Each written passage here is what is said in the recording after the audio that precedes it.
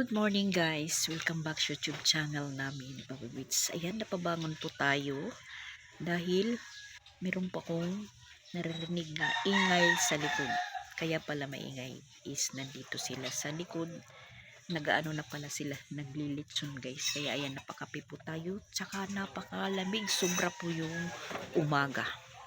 Yan, silip tayo dito sa loob, sa likod guys. Nandito po sila. Ayan po, ayan po. Ayan po sila guys.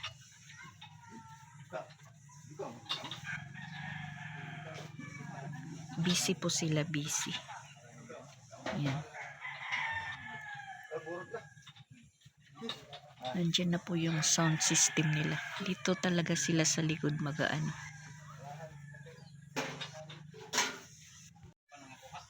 Yung litson nila.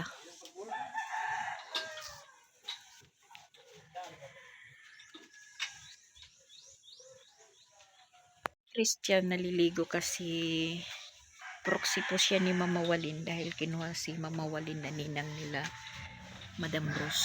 Kaya si Christian po yung proxy. Naliligo na po siya. Kaya pala maingay.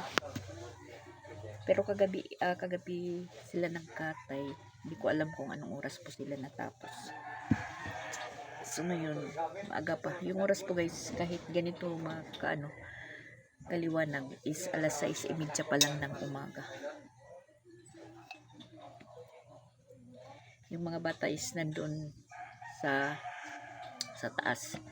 Yung anak ni Chandria tsaka yung pamangkin nandun na sa taas dahil nandun si Pinsoy hindi pa bumaba dahil doon sila natulog ng daddy niya.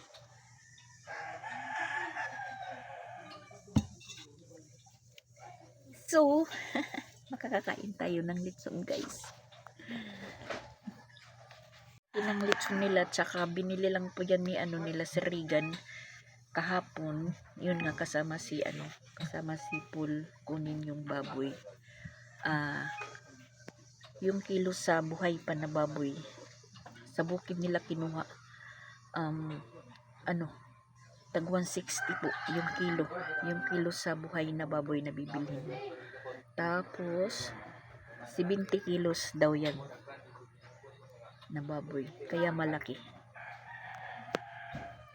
Magkano po yung 70 kilos sa tasag 160 po yung kilo.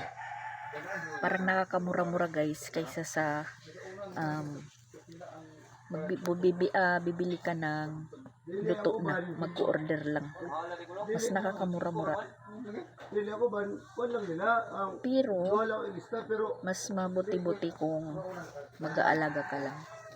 Pero parang ganun pa rin siguro yata ang gastos mag-aalaga ka. Tas bibili ka ng buhay pa na kinilo lang.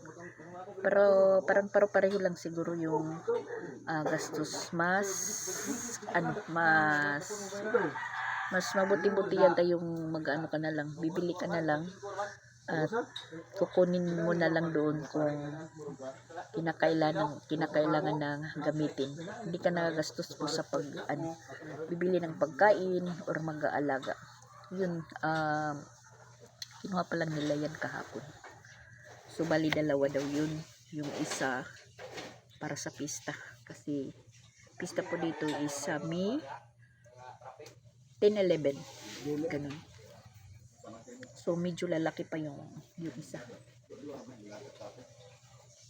Pakalamig ng umaga guys. Sunday po, magandang buhay sa inyong lahat. Ayan, napakaganda po ng panahon. At siyamba po sila Madam Rose sa pabinyag nila. Mabuti yung panahon, hindi maulan. Kaya nakapwisto sila dito. Yan po. Yan po sila. As in busy.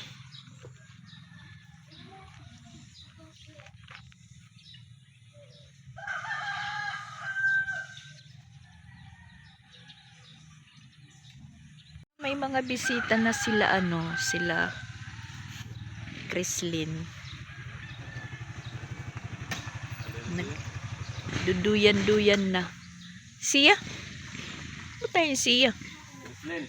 Tawag siya Chrislyn. Yan, si Shaira galing doon. Tumutulong yata si Shaira.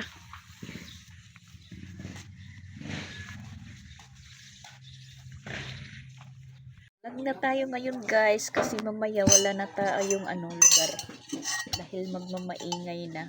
Magpapasounds na po sila. Asa si Joaquin Bug pa? Ah. Yan si Papa Beats, bagong guli. Handa na para makibinyag. Gandang hapon guys. Karugtong po ito sa vlog ko kahapon na hindi natapos dahil nagkaroon po ng kasiyahan dito sa kapitbahay kila Madam Rose. So wala tayong choice, wala tayong vlog kasi nakapag-intro naman ako pero hindi ko natapos dahil nga sayawan sila. Dito po yung nila, dito yung venue. Dito po. Sayawan na may gumugulong na dahil sa kalasingan. So kami naman ni Mariel dahil nakapasyal sila Mariel dito. Dito lang po kami nagpista sa dito. Ito po yung misa namin. Ayan. Kasi nilinis ko dito. Ayan yung mga box. Pinatong ko sa upuan. Kaya medyo lumuwag po dito. Ngayon naman guys, yung ginawa lang natin is nahiga lang muna. Nag-relax tayo. Dahil din po tayo nawili din po tayo dito sa binyag nila Madam Rose kahapon. Nakisayaw din po kami kasi yung speaker, nakita nyo naman yung speaker is nandito. Hindi kami makatulog. So, nakisaya na rin. Yun nga, dito po yung namin, pwesto ni Maril. Kami lang pong dalawa ni Maril nagkaharap. Nag-single po kami sa isang kulapo. Tapos, yun, pagkatapos nila dito, siguro mga alas 10 na siguro natapos kasi public disturbance na. So, disturbance. Tapos, umakyat po kami doon sa taas. Mayroon pa silang dalawang bote na red doors na inubos sila, sila Christian, si Papa Beats, umakyat po sila sa taas. Doon po sila nagpatuloy. Pagkaubos yun, saka na umuwi po sila Maril na. Si Elrich naman, nagpunta din dito hapon na. Yun, iyak po ng iyak yung bata kasi maingay. Siguro na yung bata na maingay. Iyak ng iyak. Hindi makaano si Elrich makaupo, hindi naman umano yung bibi niya sa amin dahil parang hindi kami kilala. Hindi pa kilala kasi parang may isip na din po yung bata. So, doon ko sila pinatulog sa kwarto. Yung merong pong pintuan isinara para po hindi masyado pumaingay doon sa tintulugan po ni Ronald. So, ang nangyari sa Ronald dito lang muna sa labas. Kasi sinadya dito na matulog si Alrich dahil schedule po ng check-up ng bibi niya doon sa damo. Dito siya natulog dahil walang maghahatid sa kanya papuntang highway kung nandoon siya sa bukid dahil yung asawa niya is bumalik na sa Bugo dahil OJT. So yun, yung OJT hanggang 25. Kaninang umaga pa si Aldrich umalis, mga alas 8 siguro yun. Tas ngayon, anong oras na? Alas 4 na. Wala pa. Hindi pa bumalik. Nandito pa yung backpack niya, yung haversack. Sabi, chinat ko si Aldrich, sabi ko, nag-nurse ka na lang dyan sa sa Damulog. Nag-reply po siya. Nandun pala siya kila May Timang. Nagdiretso pala siya doon kay Mama Ina. Kasi mas malapit naman po diretso doon. Pwede po niyang lakarin din kaysa dito naman sa amin kung kanina siya syempre nahiya siguro makakaistorbo siya magpasundo doon sa eskina. Diretso na lang po siya doon kila May Timang. Iwan ko kung babalik pa siya dito. Wala naman sinabi na babalik. Pero nandito pa yung yung dala niyang bag kahapon. Yung damit ng bisan nilang dalawa ng bata. So ayun, pahangin lang muna tayo dito. Dito mas nakahanap na naman po tayo ng pwesto. Natatawa po ako kasi sabi ko kay Maril kahapon, sana na lang po tayo dito, nagtinda-tinda tayo ng chicheria dahil may nagiinuman. Ay kagabi, ayan, na po yung mga damo dyan, saka aapak-apak sa mga nagsasayaw. Kinuha na po yung sound system kanina. Kinarga na po sa multicab. Tapos si Sir Regan is nagdinis. Tapos yung niya, payag-payag. Si Sir Regan din hindi po nakapasok. So, wala tayo ngayong update para dito sa araw na to kasi hindi muna sila nagtrabaho. Dahil kulang pa yung kulang pa naman yung tubular. Hindi pa nakapag-deliver, siguro baka bukas or sa Merkulis, kasabay sa cladding para dire-diretso na po yung trabaho nila. Mag didingding. Noon na kasi yung yung pagdingding bago po mag-partisyon. Kailangan daw magdingding muna bago mag-partisyon. So, ayun si Madam busy. Busy si Madam sa mga ligpitin niya, hugasan, laba.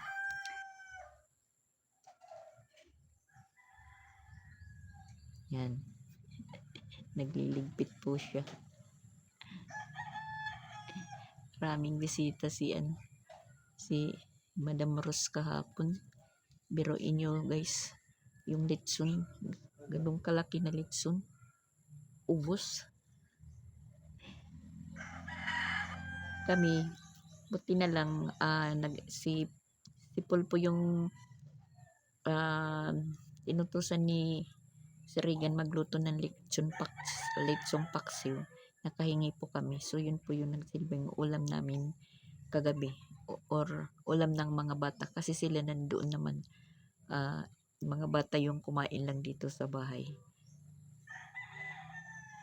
Nagkaulam doon din po kami kahapon, kagabi. Tapos yun, tulong naman sila dyan. Siyempre, sila din nag-inuman, nalasing. Yun, hindi muna sila ngayon, nagtrabaho. Nag-relax muna. Na dapat sana kahapon yung relax kasi linggo. Hindi nagawa kasi ngayon mayroong okasyon po dito. Alangan naman hindi po kami magpunta dito, malapit lang kami. Tas panay po yung punta ni Sir Regan dito sa amin na tayo na doon na tayo sa sa bahay kasi kainan na. Natatawa nga ako kasi kitang-kita ko yung buong litson dito na linuluto pa. Kitang-kita ko. Pag sabi ni Sir Regan na tayo nakakain na, pagpunta namin doon, yan. Busy si Madam, po siya, nanghugas ngayon nandyan sa sa puso. At si Sir Regan din hindi rin nakapasok. So ngayon wala tayong update dahil yung mga trabante natin is nalasing. Imbis na kahapon ang relax, ngayon na po sila nag-relax. Kasi tumulong naman din po sila dyan kay Sir Regan. Hindi naman na hindi kami magpunta dyan or maki-enjoy kasi ang lapit lang namin. Tapos palaging punta si Sir Regan dito. Nakakaya makasabihin nagpapa-espesyal pa. So ayun, tawang-tawa nga ako sa litson dyan, buong buo nakikita natin. Time na nakainan, pag sabi ng kainan ni Sir Regan, pagpunta ko doon, shock po ako guys kasi wala na pong balat. Hubad na po yung litson. Marami palang nakaabang doon na tao sa harap kaysa dito sa likod. Nagsisiksikan po, nagsisiksikan. So, inidiyan namin. Pagkakuha namin ng pagkain, dito kami kumain sa bahay. Dito po kami nagpwesto. Na yun nga dito kami ni Mariel. Tapos yung mga bata doon sa taas, umakyat po sila. Kami naman dito lang.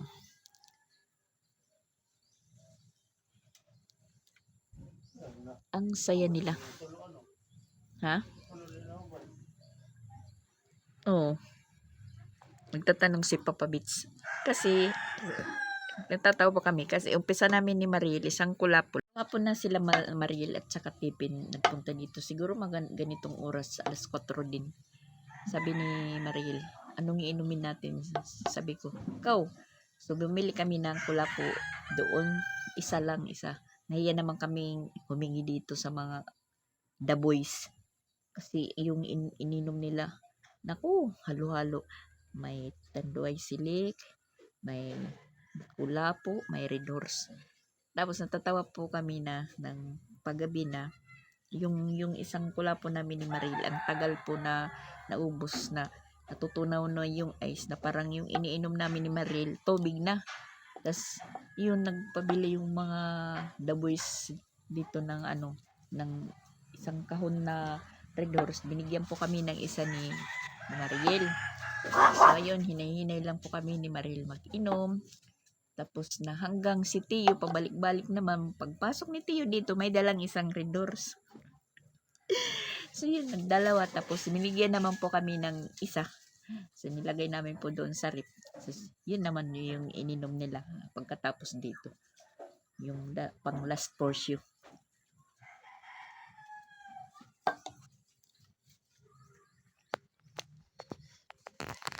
Tapos kanina naririnig ko si Sir Regan na pukpok ng pukpok. Inayos pala yung niya, yung payag-payag. Nilagyan. Kasi kanina pagkatapos yung dito mag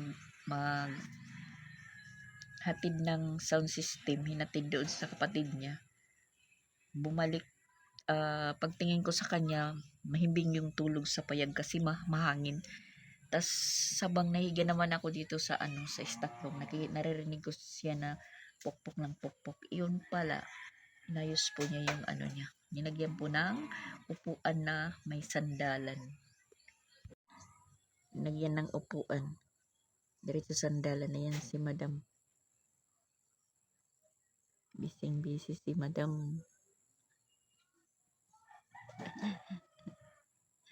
Tapos lang po niya yun maghugas.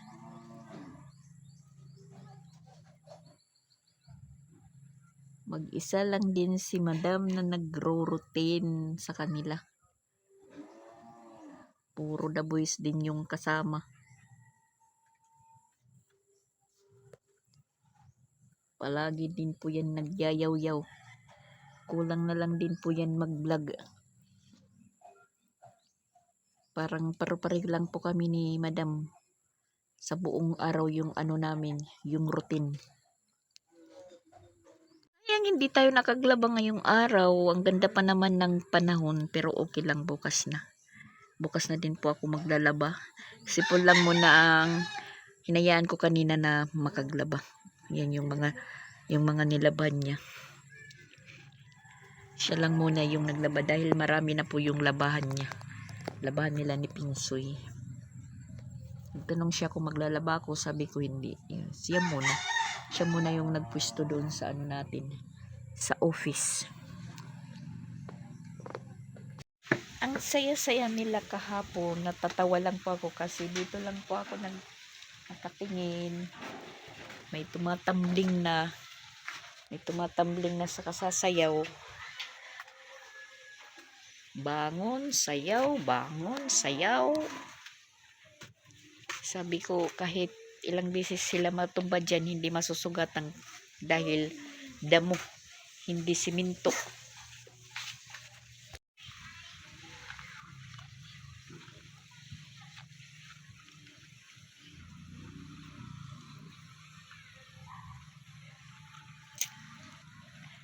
Maganda yung paligid namin pag hindi umuulan. Yan, maluwag. Napakaluwag. Tapos, iwan ko kung matuloy yung paliga nila dito. Merong paliga. Nandun pala si Christian naglalaro. Nagpapapawis. Papaliga daw dito.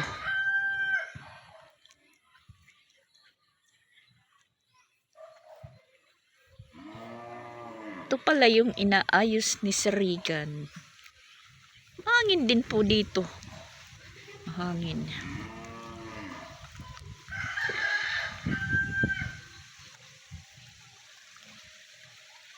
Wala munang update ngayon kasi hindi po sila naggawa dahil nga nalasing.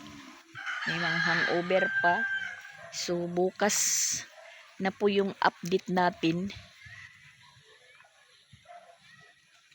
Pag ano lang naman po yung paglagay na lang naman po ng mga tubular sa mga para kakapitan ng dingding, yung katulad dyan, kasi yung doon sa sahig hindi pa malalatagan, matatapos yung paglatag kasi hinihintay pa yung tubular na 2x3. Nandoon na si Chrislyn sa taas. Pang welding na lang po yan, pang welding. Tapos pag dumating na yung cladding, makikita na po yung kabuuhan ng bahay, ng second floor. Diyan, bintana. Isa. Tapos dito, dalawa yung bintana dito sa kilid. Kwarto po yan. Pahaba na kwarto. O, ayan.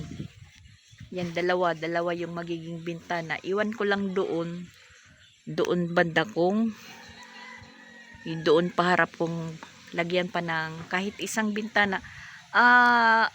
Lalagyan pa siguro kasi yung hangin is galing dito. Para yung hangin din is makapasok pa sa loob. Tapos ayan, finishingan pa po yan, hindi po yan tapos mag finishing. Mga ano na lang po yan na simento, siguro 3, 4 dito. Tapos sa likod hindi pa rin po yan na finishingan.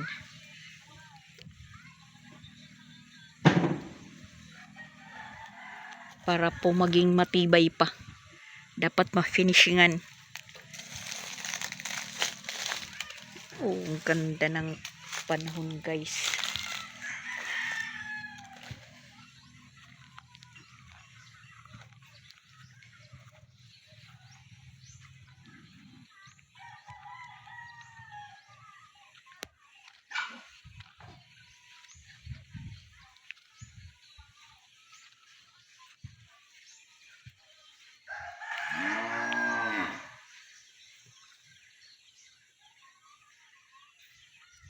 Ang lakas ng hangin kagabi doon sa taas, guys. Tapos ang lamig. Inaano si Mariel. Nadadala sa hangin.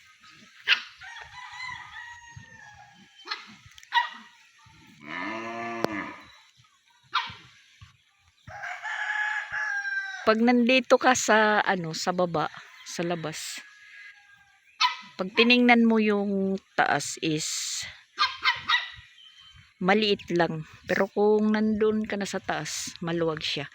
Pero yun nga, sabi, pag napartisyonan na po yan, kwarto-kwartuhan, magiging hindi naman magiging mas masikip kasi isang kwarto dito, ito parang pinaka sala, mini sala, tapos yung dito banda, iwan ko kung ilang kwarto, 2 or 3. Kasi sabi ni Mama Walin, pinapagawa niya ng isang 3 pa yung bali banda dito. Tapos yung harap na, yun po yung pinaka-tiris. Yung kalakihan ng extension. Basta makikita na lang po yan pag pag naayos na.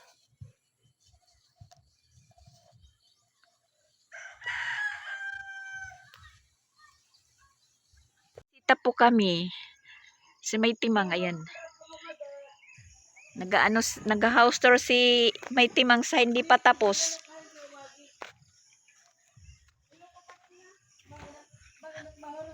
Ha? Kaman liwat. Di na tama kitubular. Na ano ka ba? Kaman. Yung papabits nga ni. Man, yung bisita namin. Namimintana. Itano land force yun. Mamimintana ka parang doon niya. Guys, nagsaing po tayo. Kasasaing lang po natin. Ano na po yung oras? Pasado alas 6 na. Kasi ako po yung nagpunta doon sa labas para bumili ng bigas. Hay naku guys, na-shock po ako yung kilo ng bigas. Yun nga, sabi pa nga ni May Timang kanina, nangumpra daw siya na malingki. 5 yung dala niya. Bibili siya ng bigas, isang sako. Yung nabili lang po niya na bigas is 25 kilos lang. At yun, pagkalis ni May Timang, umalis kami ni Papa Bits, bumili kami ng bigas diyan sa may grocery. Shock po ako guys ng kilo ng bigas kasi kahapon tag 56 pa lang yun. Ngayon 60, 61, 65, 70 na po. Tapos may sabi-sabi pa, parang naririnig ko na baka sa susunod daw na linggo is magtag 150 na kuno yung kilo ng bigas. So wala nang kainan guys. Yung mga tao ngayon, yung hindi nagda-diet, makakapag-diet talaga. At yun nga sabi ko, natawa ko kay Madam kasi tinanong niya saan ka pupunta mabadak. Sabi ko, iniisip ko pa Madam kung bibili ako ng bigas ngayon or papakainin ko sila dahil sa mahal ng bigas ngayon. Natawa si Madam. Ang problema namin ngayon is yung pang-ulam. Mag-ano lang muna kami, magbubulad or tuyo kasi mahal din yung kilo ng isda. Kahit anong nagmahalan na po guys, gasolina nagmahal na po. Kaya walang alis-alis na ngayon, walang kung ano-ano pupunta-puntahan na walang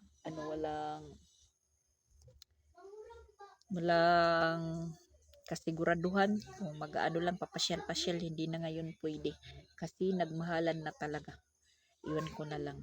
Tapos naligo naman po tayo ngayon sobrang lamig po yung tubig, parang may ice. So dali-dali lang po tayong naligo. So ayan, nandito na si Alritz kasi siya po yung hinatid po ni dito ni May Timang kasi nandoon sa kanila kanina nagdiretso. Yun nga sabi ko nagdiretso dahil nagkita pala sila doon ni Mama Edna sa hospital sa pinagpa-check upan. So bali na lang sila na lang nagsama kanina kasi si Mama Edna is iniwanan ni May Timang. Kaya nakadiretso si Alritz doon sa kanila. So ngayong hapon yun po hinatid na May Timang. Yun po yung na nakapunta si May Timang. So nag-ano po siya sa taas. Tour guide. Nag-tour muna siya doon sa taas. Yun nga sabi niya maluwag daw, tas mahangin. At may sabi-sabi din ngayon kinaw, tapos sa susunod na buwan baka daw naman magtag-init. Yan po yung kinatatakutan ko guys pag magtag-init na. Dahil mawawalan na naman po kami ng tubig. So babalik na naman po kami pagkabit kila Madam. Pinalabas ko muna yung yung tuta, yung mga anak ni Shera dito kasi yung isa kanina hindi kumain. Tapos yan yung isa nandito sunod sa akin, sunod. Yung isa iwan ko kung nasaan na. Yan po yung kinababahala ko dahil madadayet din sila. Madadayet din sila guys kasi yun nga mahal na yung bigas. Hindi na natin sila Saan na kaya yung isa? Natin sila mapapakain ng mapapakain. Parang madadayet din. Nasaan na kaya yung isa? Hindi ko makita. Chut, chut, chut, chut! Chut, chut! Chut! De! Chut, chut, chut, chut! Ayan. Dali, dali, dali! Chut, chut, chut, chut, chut, chut, chut! Dali, dali! Sus! Nangunat pa, nangunat. Andyan pala, oh. Dali, dali, dali! Chut, chut, chut, chut, chut, chut! Nangunat siya, nangunat. Hoy! Saan ka pupunta? Dito, dito. Huy! Shh! Dali, dali! Lumalayo. Chut, chut, chut, chut, chut, chut! Sige, bahala ka.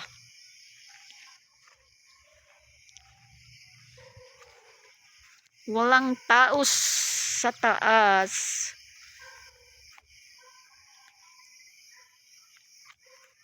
Nawalan ng tao po. Yan.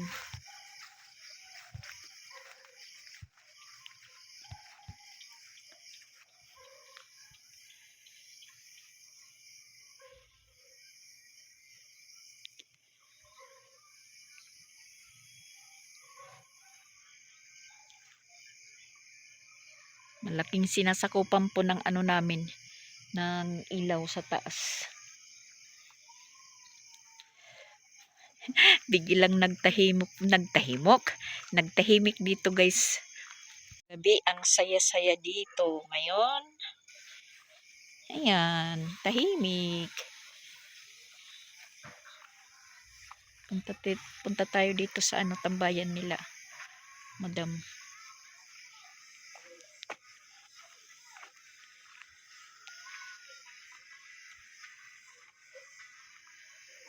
May tao. Kahit ganitong payag-payag lang guys, yung maano nila Alreds. Yan. Maanohan pala ng upuan ni Sorry, yan. Ayan si Kendrick.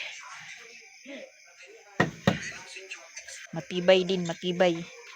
Tapos nandito sa silong yung mga panggatong. Dali, dali! Uli, uli, uli. Baa, baa. Uli, uli, uli.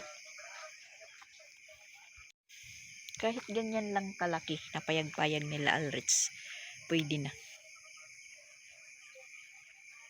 Balik na tayo sa loob guys. Kasi malamig. Andun pa si Christian. Bibili yata ng ulam. Saktong-sakto lang yun. So ayan guys. Mag-in muna tayo sa vlog natin. Simpleng vlog lang muna for today's video. Walang update natin ngayon. Bukas na yung update natin dito sa second floor. So ayan guys. Thank you for watching. Bye bye po.